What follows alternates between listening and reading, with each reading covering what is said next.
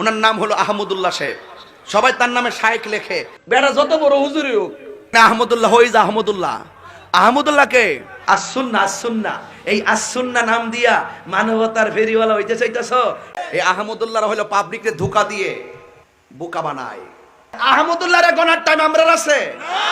আমাকে অনেক সময় অনেকে অনেক বাজে কথা বলেন, কটু কথা বলেন, হজম করে চলে যায় যে আমার ভাই হয়তো ভুল করেছেন।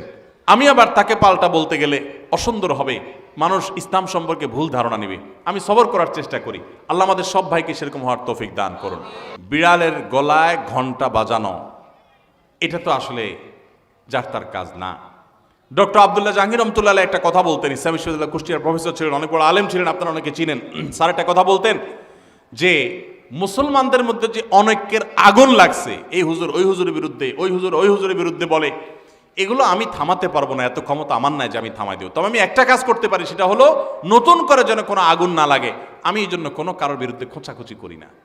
আমি আব্দুল্লাহ জাহাঙ্গীর রহমতুল্লাহ আলাইহির সেই বিষয়টাকে মাথায় রেখে কোরআন হাদিসের নির্দেশ দিকে তাকিয়ে আমি পারতপক্ষে আলহামদুলিল্লাহ আমি কোনো আলেমকে খোঁচাখুচি করি না। আপনারা শুনছেন কোনোদিন খোঁচাখুচি করতে? আলেমদের মধ্যে যারা মতবিরোধ করে, আরেকজনের পিছে লাগালাই করে, পাবলিকের সামনে একজন আরেকজনের বদনামিতে লিপ্ত, তারা জানে না যে তাদের পায়ের তলায় মাটি নাই। এই দেশে ইসলাম বিদ্বেষীরা ষড়যন্ত্র করে কত ভয়ঙ্কর গর্ত খুঁড়ে রেখেছে, এটা যদি তারা জানতো তাহলে এই কাদা ছড়াছড়ি বাদ দিয়া সেগুলোর বিরুদ্ধে তারা লাগতো। তারা প্রকৃত অবস্থা জানে না। যেই কোনো আলেম, যে কোনো ধার্মিক মানুষ, তিনি যদি পরস্পর দ্বন্দ্বে লিপ্ত হন তাহলে বুঝতে হবে যে বড় বড় চ্যালেঞ্জগুলো সম্পর্কে তিনি জানেন না, সেজন্য তিনি এই ছোটখাটো বিষয়গুলো নিয়ে পড়ে আসেন। আমরা নিজেদের পিছনে লেগে আসি। আজ শয়তান আমাদেরকে একজনের পিছনে আরেকজনে লাগাই দিছে। আপনারা সাধারণ মানুষ হবে, আপনাদেরকে আমি একটা অনুরোধ করতে চাই, সেটা হলো হুজুররা যদি নিজেরা লাগালাগি করে, আল্লাহর হস্তে আপনারা ওই লাগালাগি করেন না, হুজুরদেরকে আপনারা অন্তত বয়কট করবেন। যে আমরা এই সমস্ত খোঁচাখুচি করা মানুষগুলোর সাথে নাই। এবং অনেক সাধারণ মানুষ আছে এক হুজুরের ভক্ত হইয়া আরেক হুজুরের 14 গোষ্ঠী উদ্ধার করে, আছে না নেই? ফেসবুকে জিহাদ করে, দেখবেন জিহাদ, এটা হলো শয়তানের জিহাদ।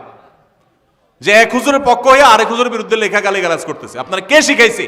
আপনার কোন হুজুর যদি আপনাকে শিখায় আরেক হুজুরের বিরুদ্ধে গালিগালাজ করো, ষড়যন্ত্র করো, তো মনে রাখবেন ওই হুজুর থেকে ইসলাম শিক্ষাই আপনার জায়েজ নাই।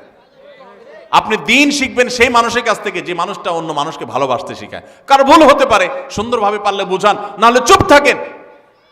নবী সাল্লাল্লাহু আলাইহি ওয়াসাল্লাম পরিষ্কারভাবে বলেছেন যে যে ব্যক্তি আল্লাহ এবং আখিরাতের প্রতি ঈমান আনে ফালিয়াকুল খায়রান আও লিয়াসমুত, সে হয় ভালো কিছু বলবে আর নাহলে চুপ থাকবে, মুখ দিয়ে খারাপ কিছু বলবেন না। আমার অবাক লাগে অনেক হিন্দুদের আইডিতে অনেক আমাদের ছেলেফেলেরা, মুসলমানের ছেলেফেলেরা দেখা যায় কমেন্ট করে সেখানে তাকে গালিগালাজ করে, মালাউন, এটা সেটা নানান খারাপ কথা বলে। আমাদের সাহাবীদেরকে আপনি দেখাতে পারবেন যে তারা কোনো অমুসলিমকে গালিগালাজ করতেন? অন্য ধর্মের মানুষের প্রতি সুন্দর আচরণ করবে, সে ইসলামের সৌন্দর্য বুঝতে পারবে। আল্লাহ তাআলা আমাদেরকে হেদায়েত দান করুন। তাহলে পারস্পরিক কাদা ছোড়াছড়িতে আমরা নাই, কি বলেন? আমরা নাই, আমরা কখনো করব না। এতে যা হয় হোক, দলাদলিতে আমরা নাই। আব্দুল্লাহ জাহাঙ্গীর রহমতুল্লাহ একটা সুন্দর কথা বলতেন। স্যার বলতেন, শুনেন, আমরা হুজুররা গন্ডগোল করব, এগুলো আমাদের স্বার্থের ব্যাপার। আপনি অযথা আমাদের পিছনে আইসা আমাদের স্বার্থ উদ্ধারের আপনি উসিলা হলেন, মাধ্যম হলেন, আপনার কি লাভ হলো? আপনার আমলটা কেন বরবাদ করলেন আপনি আমার জন্য, আরেকজনকে গালিগালাজ করে? এই জন্য কোনো হুজুরের ভক্তি করতে গিয়া আরেক হুজুরের শত্রু হতে যাবেন, আরেক হুজুরের গালিগালাজ করতে যাবেন। এবং মুসলমানদের পরস্পর একদল আরেক দলের গোষ্ঠী উদ্ধার করলেন, এটা উনি একপন্থী উনি আরেকপন্থী, ভাই আপনারটা আপনি প্রচার করেন, আরেকজনকে গালিগালাজ করবেন না।